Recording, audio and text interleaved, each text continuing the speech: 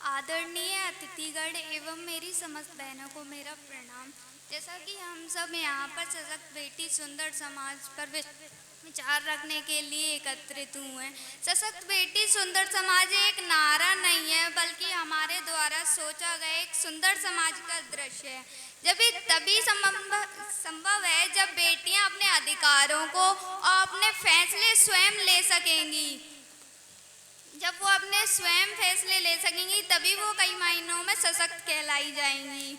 और जैसे कि हम लोग सुनते आ रहे हैं, जैसे अनेकों राज्य में हम बचपन से ये सुनते आ रहे हैं कि बेटियों को ही हर चीज़ क्यों सिखाई जाती है, जबकि बेटा बेटी में कोई फर्क नहीं है। बेटियों को ही ये क्यों सिखाया जाता है कि नहीं बेटी तुम ऐसे रहो, ऐसे करो। चलो बहुत अच्छा कहा मेरी बेटी ने। एक बात छोटी सी पूछना चाहूँगा कि जो सही फैसले ले वो सशक्त है, जो केवल अपने फैसले ले वो सशक्त है? जो अपने फैसले ले वो सशक्त है या जो सही फैसले ले वो सशक्त है?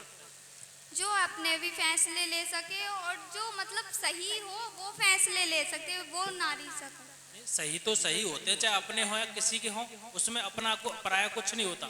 सही तो सही होता है, वो चाहे हमारा है या किसी और का है। तो सशक्त का मतलब सही फैसले लेना है या केवल अपने फैसले लेना है कि मैं फैसला ले सकती हूँ तो मैं सशक्त हो गई?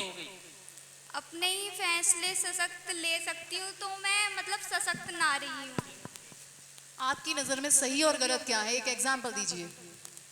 सही और गलत जैसे कि कोई मतलब जो लड़कियां हैं आजकल 50% सही है, 50% गलत है। कुछ लड़कियां हैं जो मतलब कहते हैं ना एक मछली पूरे तालाब को गंदा कर देती है, तो वही है कि एक लड़की गलत होगी तो पूरा मतलब समाज का नाम खराब कर देगी। और बेटा लड़कियां तो एक आध होती है, लड़के तो इतना खराब कर रहे हैं, है ना? लड़के तो रोज कुछ ना कुछ सुनने में आता है, कुछ ना कुछ उल्टा सीधा कर रहे हैं ना। नहीं तो सर, लड़कों को इतना दोष नहीं मिलता है ना। मतलब लड़के भी और लड़कियां दोनों में कोई फर्क नहीं होना चाहिए, पर जो चीज लड़की को बचपन से सिखाई जाती है वही लड़कों को सिखाओगे तो ये जो समाज में हो रहा है वो नहीं होगा। लड़कियां सुरक्षित रहेंगी।